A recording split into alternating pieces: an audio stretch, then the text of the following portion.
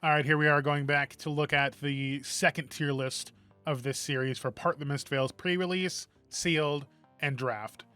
The way my tier lists are going to work are a little bit different. I don't just go strictly off of strength of the card. That is clearly inherently built into most tier lists. So I do not believe that is required for me to even say that that's what this is about. This is more about, like, if you see some of these cards, how do they affect your leaning? Do these cards lean you into Mystic Illusionist, as I did in the last video, Mystic Assassination 101? This is going to be looking at how far do these tilt you into Illusionist, right? So every card I look at will be from an Illusionist forced perspective, okay? So let's go ahead and get looking at that real quick. We're going to choose these files. These are going to be the Mystic Illusionist cards, not too many of them. And we're just going to come up over here and find these so we can get a better look at them. So we're going to look at, first off, Heirloom of the Rabbit Hide. I have the same problem with this card as I did with the Assassin version. You have to get down to 1 to use it, and there's just so many reactions in this set, be it Mystic, Generic, Ninja, whatever. There are just too many ways to push you just past the line. The grain that tips the scale is literally in this set. So why risk it? Ward 4 is fantastic, but just trying to guarantee you get there. I had an opponent today in my pre-release actually just not able to use this card because I strategically saw that they had a cloaked chest piece, and this is sort of what I was talking about with cloaked. While it is very good and it does have its own applications, I knew what it was. I knew that it could be that. So as opposed to getting them down to 1 life, I held back a Fang Strike to put them down to 2 life and put that in my arsenal, and it made it even harder next turn. It's just I'm not a fan of these cards. Doesn't matter. Trash tier. Get them out of my face. Truths Retold. That's the headpiece for Mystic Illusionists. Ward 1. Put an aura card from your graveyard on the bottom of your deck. If you see these in a sealed environment... Where are they? There it is. It's an above average sign that Illusionist could be around or available to you, or maybe is not being drafted. It's good, but it's not that good. This could still see a rotation on the table, or, you know, maybe it's just not enough to tilt you into that class in a sealed pool. Uphold Tradition, however. Cloaked, instant, resource. Turn this face up. Put a +1 counter on an aura you control with Ward. Now, this is a strong sign that Illusionist is up your alley. We're starting to really tilt into the Illusionist right here. If you see a combination of these three, you're in the money, but not until you see this Uphold Tradition are you going to be like really sure that that's where you're headed. Manifestations of Mirgai. Most of the Majestics we're just going to say duh, but as we saw in Mystic Assassination, one of them wasn't that good. So we're still going to look these over. This enters the arena with 2 +1 power counters. If a Chi was pitched to play this instead, this enters with 4. Ward X, where X is the number of +1 counters. Every bit of this card from top to bottom. Blue, instant, +1 power counters. Ward. It's all fantastic. You know it's going to have Go Again. You know it's going to have a good ward value. You're going to save this for late game, probably. Or it's an aura, so you might be able to get it back another way with one of the cards. So not too bad, not too bad. Sacred Art, I didn't put on the list because these are just, obviously you're going to use these. They're all too powerful not to use. 3 visits. Ward X, where X is 3 times the number of blue cards you've pitched this turn. Could be good, could be bad. Ward 0 sucks. But I do think it is a must-use card. This thing swung at me for 9 multiple times today during the pre-release. It's just a nightmare.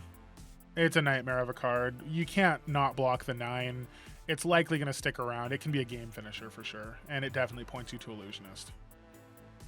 The Chakras prevent 3 or 5 for the red, 2 or 4 for the yellow, 1 or 3 for the blue.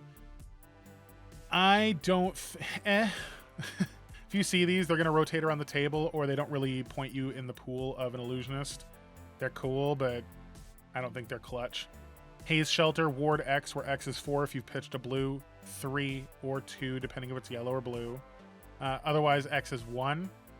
These can be used to great effect. This word instant down here, Mystic Illusionist instant, immediately puts them in your wheelhouse. They're a strong sign. The red and the blue ones for sure are strong signs.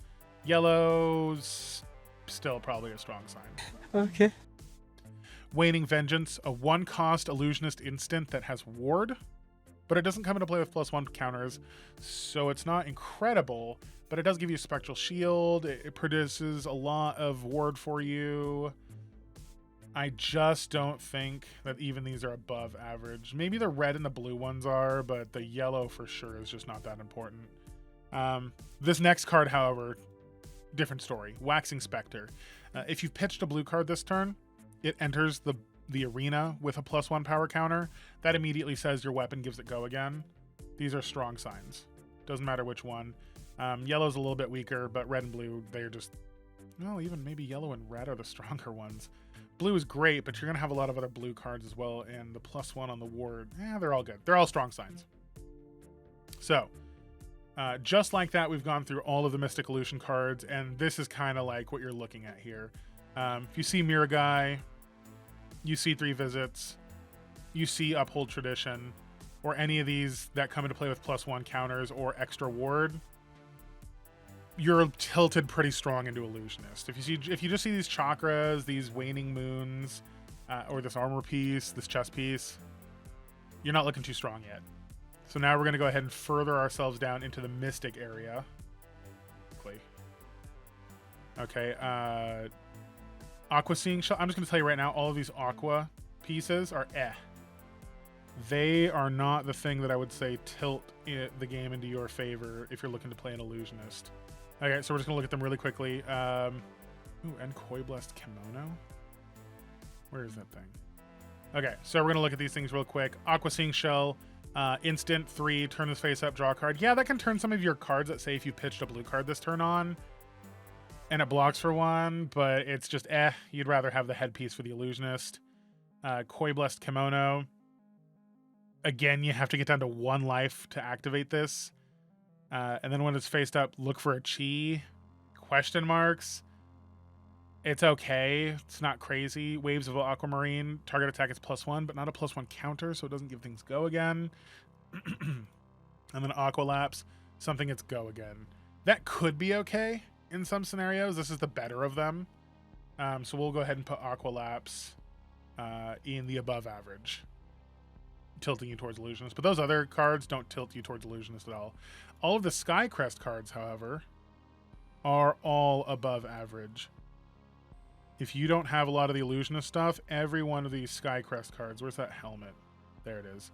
All of the Skycrest cards are just cloaked and then prevent damage and can help you preserve some of your ward effects. So Skycrest cards definitely are above average and tilting you towards Illusionist. Let's take a look at Attune with the Cosmic Vibrations. Reveal the top. If it's blue, gets +3/+3. 0 cost. It's okay. Doesn't really tilt you into Illusionist. But then we get to Cosmic Awakening. This card is a strong sign, must-use level card. You're going to have so many Transcend cards and so much chi by the end of the game if you're playing your Illusionist correctly that you're going to be able to hit this. You're going to be able to hit this pretty solidly. And end game 20 is an end game 20. Okay, straight up. You're not getting away from that. And then what else did I say? It was Levels of Enlightenment. Same thing. You're pitching so many blue cards near the end game that this is a strong sign you're tilted towards Illusionist. Unravel Aggression.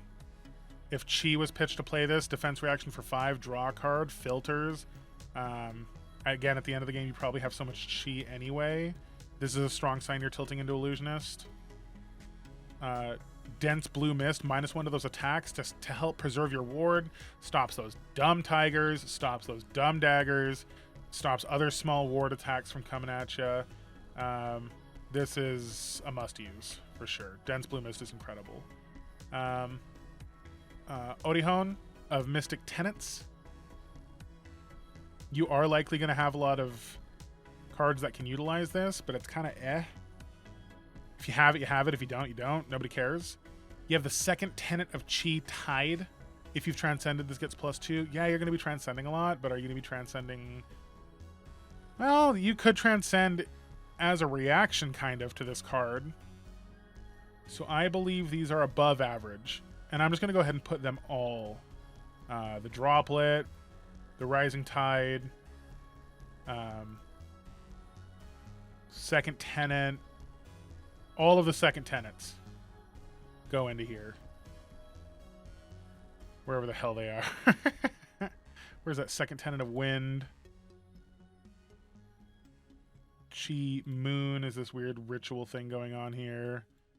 Moon, and then where are all those Rising Tides, Spillover, and Tidal Surges? Spillover. Okay, so let's look at these cards all individually real quick. Moon, when this Chain Link resolves, draw a card. You can give this card go again with one of the Transcend cards. And because you're transcending, you're getting your Chi. It's just really good. Second Tenant of Chi Tide, same thing. You can buff it as a response with Tenant of Chi Tide. You just land a huge attack, give it go again with that Transcend card. You obviously get your Transcend. It's stupid good. And then if you Transcend with any of the other Transcend cards, and this one just gets go again, you just have a huge attack. Fantastic cards. Then we just go into like Deep Blue Sea, which is this one. This one is also above average for Illusionist. If you're pitching a lot of blue cards, this could be a good finisher. 5, it's likely coming for 6 or 7. Wide Blue Yonder, not so much. Yeah, you're going to be pitching a lot of blue cards, but the reaction game is not really yours. This doesn't matter. You don't care if you have that card. Big Blue Sky gets 1 defense for each card you've pitched this turn. Different story. You're defensively sometimes planting some of those instants, pitching blue cards on your opponent's turn. This could be a fantastic block card. This is a strong sign you're going Illusionist.